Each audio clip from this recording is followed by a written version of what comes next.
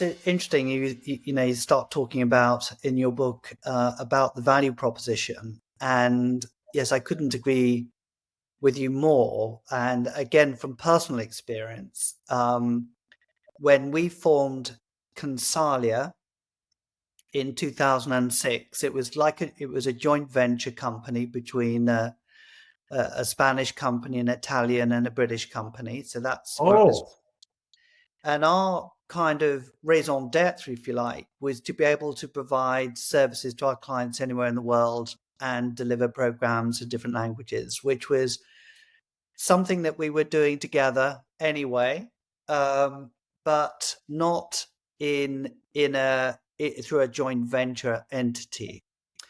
And then, so that was the purpose.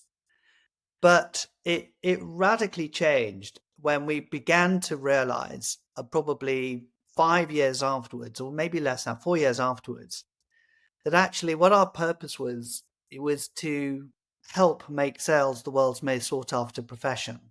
amazing. And it was such a huge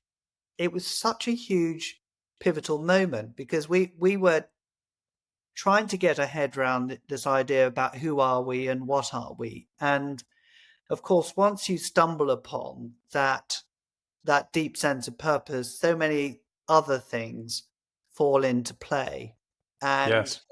in a sense, you could say that we were being a slightly disruptor in the marketplace because we were heading in a direction that no one else was going in. It was fairly tough, but it was, we in the early days driven by the strong belief that we felt that this is where we wanted to go. But it affects so much of what you do in terms of the personas that you need to influence, in terms of the way in which you show up and so on. And so many people, I think, focus on the what we do, but not the why we do things. And I Yes. think this is something that comes out very strongly, right at the very beginning of your book, when you start to talk about purpose. And I think it's so important. And I mean, when you do your consulting work, Mark, with your clients, Yes. when, obviously you're following very much this process and approach. What have you discovered with the clients that you are working with on this particular area? How many do you think have really thought through in detail, the why of what we're doing and what is our competitive source of differentiation? Yes. Great question. Very few, Philip. So when we come in to help with organizations today, this is really the biggest issue is, and I think, by the way, this is on senior leadership, and for entrepreneurial firms, it's on the founder. But we need to help the sales team by creating the playbook we expect them to execute. And that doesn't mean that they can't still add their own unique ability, when they're executing their way with the things they do super well. But I think there's this confusion. And so a lot of the times when we come in, and most of what we do now is training, but there is a consulting part at the beginning to kind of better understand somebody's business and the current state before we configure our training curriculum for their business. But I think the key issue is someone may not be performing, which is very common in professional sales today, but they have no idea why. And they default to opportunity management or immediately just increasing conversion rates. And oftentimes there may be a bigger issue with saying, hey, we're actually reaching out to the wrong target market. These aren't the ideal clients for us. They don't value what makes us unique and different. We should stop trying to sell there. We should start to sell here. So there's a strategic component to this. And when anyone reaches out to anyone today for that first conversation, Yeah. I think we have to be prepared where whoever it is, that buyer is going to come back and say, hey, listen, Mark, I get a dozen emails from sales training companies every week. Yeah. Because we have a large sales organization. Why should I talk to you? What is it that makes you unique and different? If we don't have a good answer to that, we have no right to be speaking to that person. Yeah.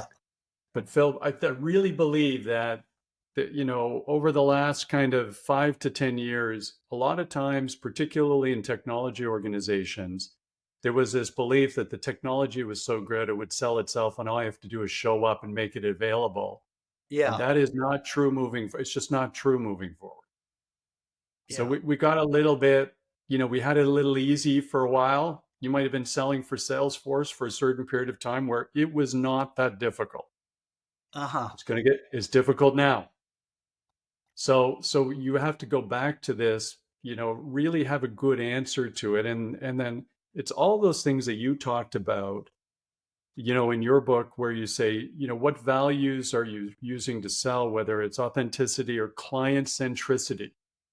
I really need to understand who I'm reaching out to. So they go, what's unique and different about you? How are you going to help me?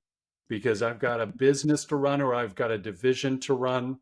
I have pressures. I have challenges. I need a really good answer to that. And first of all, it starts by really understanding that buying persona. Do I understand who I'm reaching out to? Do I have insight and value I can provide in a conversation?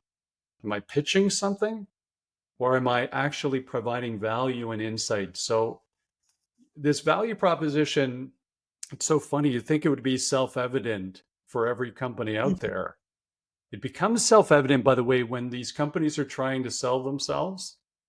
Suddenly they start focusing on what the value proposition, so they can communicate it to private equity or a financial partner.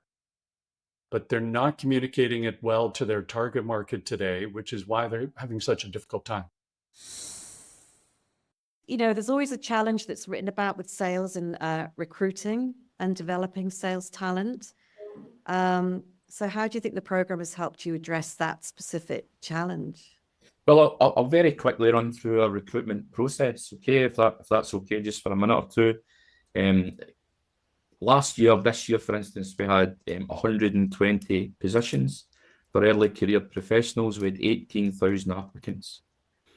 So just for Mike and Lucas to be sitting here is quite an exceptional achievement, to be honest. So how we get it from 18,000 down to the required assessment centre, then this is a process we go through. We've got a artificial intelligence gamification system that's based on our company values. It's almost like a game-like situation where if the candidates meet the requirements of the position, then they get sent a link to the gamification. After that process, we get a number down, and then it's artificial intelligence video interviews with 5 set questions. Now, after those interviews, myself and a team of the recruitment managers and talent acquisition team go through each video, and we base the next stage of assessment centres on our video analysis, basically.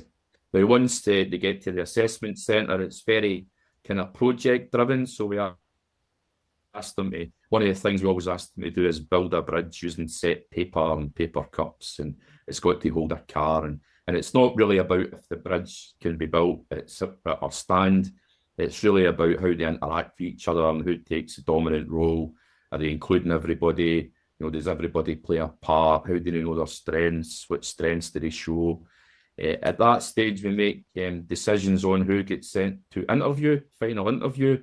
And at that point, we only get to see CVs at that point. We don't look at a CV until the final interview stage. Okay. And we just feel that removes any unconscious bias by reading CVs. And whether we like it or not, we've all got unconscious bias. So we take that out of the equation until the very final interview. Now, the interviews are based on our values, really. Our values are responsible, excellent, innovative. And that's what Siemens does really well. And I think Mike and Lucas kind of hit those 3 values all the time. And they're very innovative. And they're coming up with new ways of looking at work and new ideas. And that's what Siemens, that's why we move and grow from strength to strength. During the interview process, it's a strength-based interview. It's not a traditional interview. And we look at 8 strengths in particular. We look at efficiency, initiative, self-improvement, collaboration, detail orientation, enthusiasm, empathy and determination.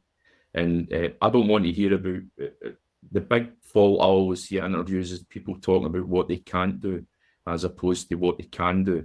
So we always explain to them this is about strengths, not just in the workplace or volunteering. We want to hear for your personal life, your hobbies, what your strengths are, how you collaborated in a team, how you showed empathy at a certain point. You can give any example, and we base follow-up questions on that, really. So what we've got away from is looking for candidates with hard skills, likes of, I would explain it like experience, because we believe these are kind of perishable hard skills and they can be refreshed at any point, and that's where we come in, really. We're more looking for the kind of softer skills, personality and aptitude, candidates who genuinely listen and respect customer needs. So that's what we've kind of rethought the last 2-3 years, how we recruit now. And I think the behaviours from the B2B apprenticeship match our values and the strengths that we look for, really, really well, almost word for word, actually, with a couple of exceptions. But we just need people with a positive outlook, people that are adaptable, willing to take a chance, people that say that they've never made a mistake, I've never made a decision, really. And that's, we want people to, take ownership, make decisions.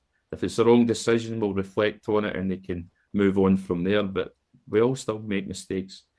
But ultimately, we're looking for professionals that can, forecast realistic targets when it comes to sales, and also, it's a results-driven environment, so they've got to thrive in that environment. So and always keep one step ahead of the competition. So that means constant CPD in our technology, our marketplace, our competitors. And I think you can see in the traits of Mike and Lucas, they certainly do that. So that's what we look for in terms of recruitment. How different is leadership according to whichever situation you're in, whether you're that young person in a startup versus a digital native versus someone working in a more mature company? Mm-hmm. It was amazing to see how many things were very, very similar and some things were completely the opposite.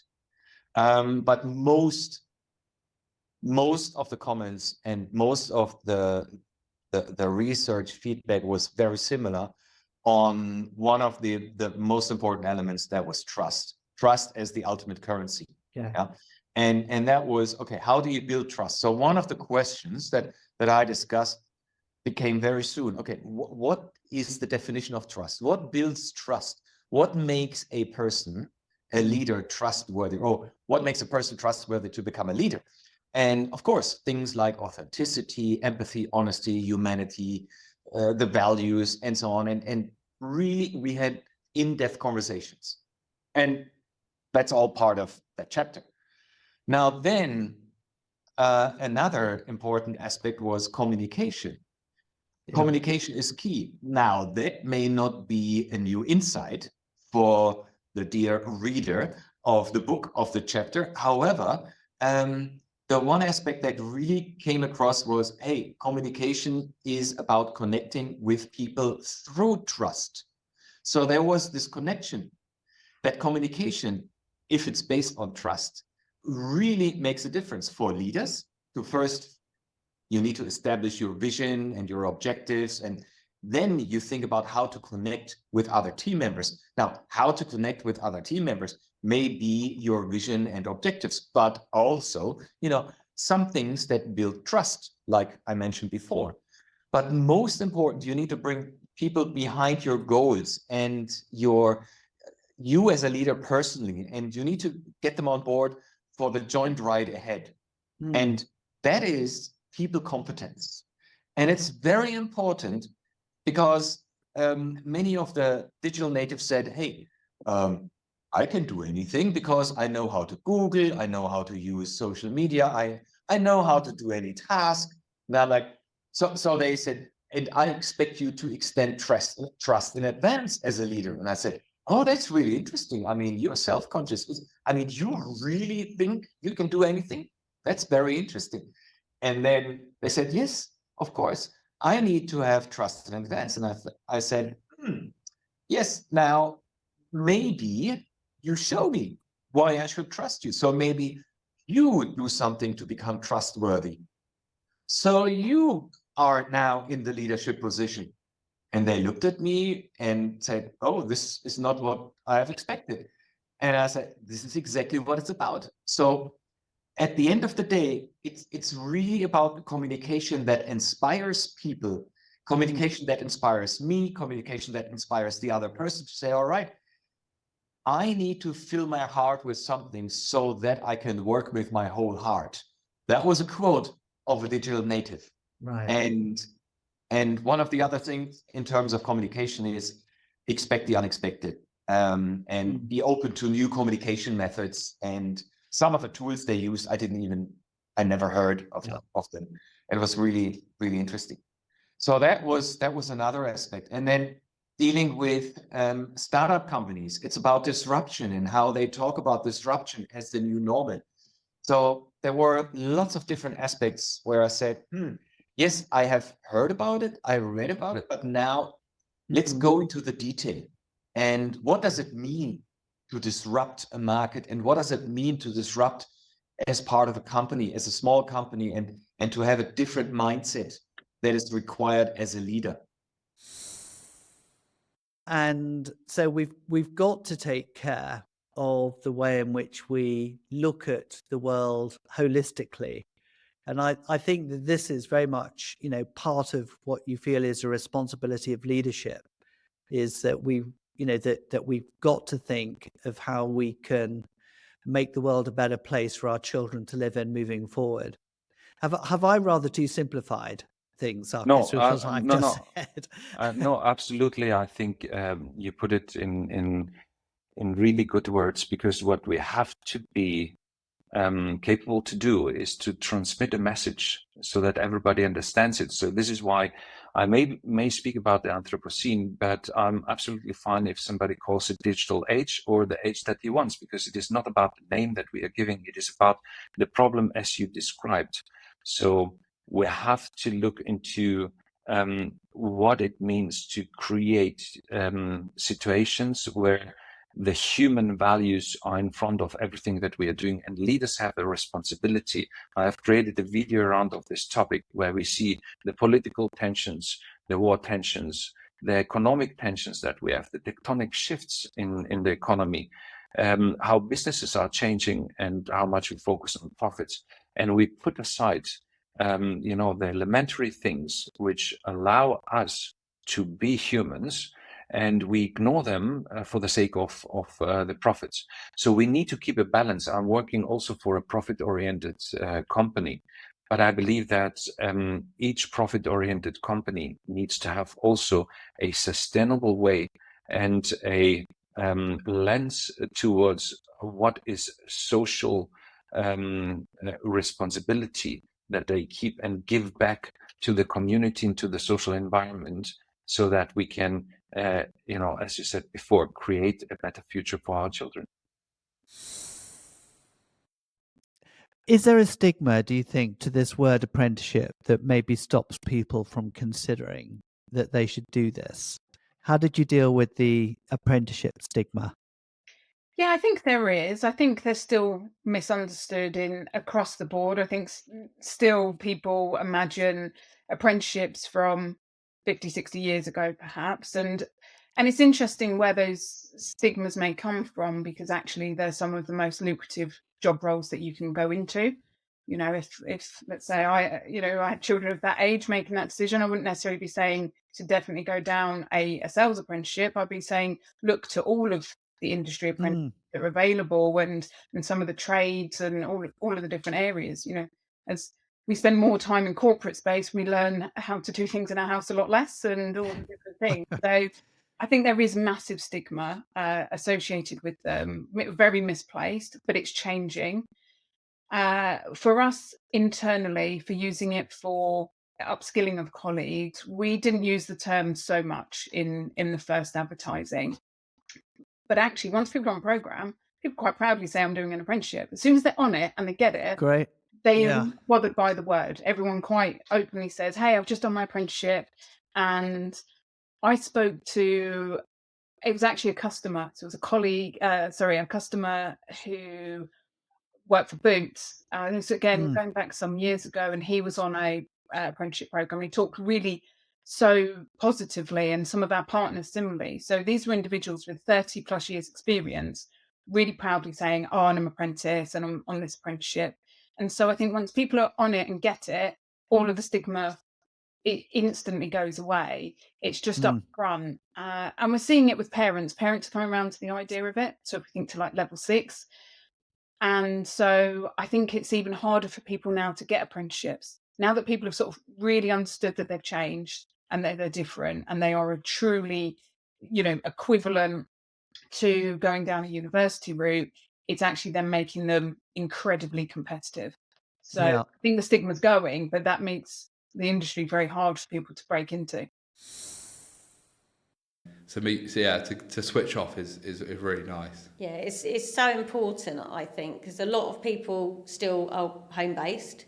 So, for example, in my job, majority of the time I am home based, unless I'm travelling, seeing clients, which is lovely, being out and about. But if I'm at home, it's also my work environment. So I need to switch off and go out for that walk, go for a ride to clear my head, because otherwise I'm in effect in my work environment the whole time. Yeah, I can see how home working can be negative for mental well-being if we don't find any detachment from work to being outside of work. So I guess it's really important to actually do things that are physical or outside the home space. And it is difficult if you're having a busy day, or if I'm having a busy day, it is hard to switch off. And I won't lie, I've sat there sometimes all day and haven't moved. And I'm at home. And I'm thinking, I really should take a break. And I'm really conscious of that now. Yeah. So, even if it is just for 5 minutes, or if I'm having a really crazy day, just 5 minutes, just walk the dog up the road and back, just to refresh. Because that 5 minutes makes all the difference. Yeah, it does, yeah. When you reset, refresh yourself, and then go again. But it is really important, and I think it's very easy to not do that.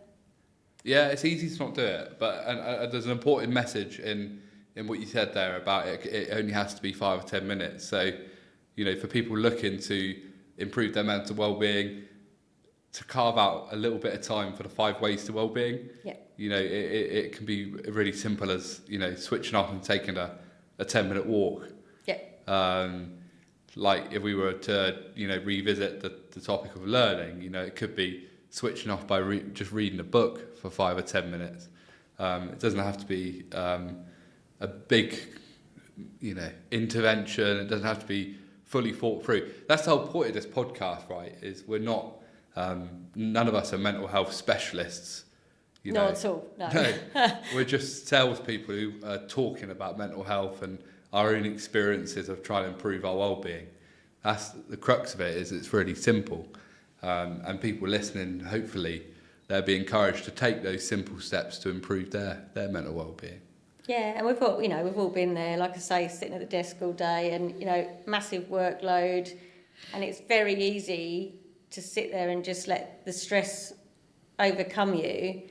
But I go and I have that 5-minute, 10-minute walk. And then, I'll come back and I'll write, okay, then prioritise everything again, make sure I reorganise, if you like. Yeah. And then it just flows so much better rather than sitting there and worrying about all these things. You just reset yourself and say, right, it's okay now. I know exactly what I'm doing, but it's so important just to take that time to reset. Well, I think it's already ingrained in a lot of the technology we use anyway. So whether we conscientiously think that we use AI or not, we invariably are. I personally have used it for prospecting in sales, so I've used it for researching prospects. I've also used it to help me craft messages, which I've then sort of tailored So I think it's good for condensing information, but I don't think it's going to replace the way we prospect at all. Because I think what customers value the most, and this comes from my undergraduate research, is they value emotional connection above all else. The way the seller and the buyer interact and the connection they have is well, my research suggested that was a great differentiator in outcome, in terms of positive outcome. And I'm not sure AI has the ability or is even trying to be a tool for creating emotional connection. Yeah. I mean, lots of people, you see it on LinkedIn, lots of people are like, AI is the future, it's going to get rid of the sales role. And you kind of take a step back and you think, is it really? Yeah, is it really? Not sure. Yeah, is it? I mean, it's hard to say, isn't it? But the rate at which it's developing, Luke, yeah, I totally agree. I think people want that emotional connection. But I guess I'm going to say that I'm worried that AI and generative AI and things like that can learn so much between how humans interact that it can convey an emotional connection. Yeah. And so how can you be so sure, I guess, in the future, whether or not you're talking to a human or a robot? And that's going to be a bit of a mind-bending realization. And I do wonder if that is the direction we're going in. But isn't it then a force for good if it's going to challenge us to be more creative and be more personal to the point at which we are better than AI? I think so. I think it's going to force like a lot of salespeople to be better at their craft. Like you can see on like LinkedIn, for example, you can. I often like to play this game of spot the AI post because you see a lot of salespeople using AI for like LinkedIn copywriting and stuff. But then you can tell when there's ones that are just simply inauthentic, and when you revert it back to like what we preach about here at Consalia, authenticity is what people want. Yeah. Right. So Why do you think key account management is more important today than it has been in the past? I think that from what we're hearing is that the ability to sell to net new is becoming tougher, and therefore we need to get smarter. Yes, at net new names, but also in the way that we sort of look after our key account relationships. A lot of the research that we've done in the past suggests that the approach to key account management that organizations take is a little fragmented. They don't appreciate the complexity and effort required to manage relationships in the longer term. There's certain research statistics that show if you manage to look after your key accounts in the right way, there are massive opportunities for potential to grow in terms of white space analysis and things like that. So yeah, it's kind of the reason why we believe it's important to actually focus on this particular topic. I think generally when you start to look at some of the trends, for example, there's sort of recent McKinsey reports come out that suggest that more and more now companies, even for large ticket value items, are wanting to do this in a completely autonomous and automatic way. And so we're really having to look at value creation, I think, in a way that makes the key account manager sort of relevant for the kind of customers that they're selling to. So these are some of the issues that we want to address, at the event. I think it's, it's interesting times at the moment. So yeah, key account management should be, I think, a focal strategy for all organizations who are wanting to protect their key accounts and grow their business.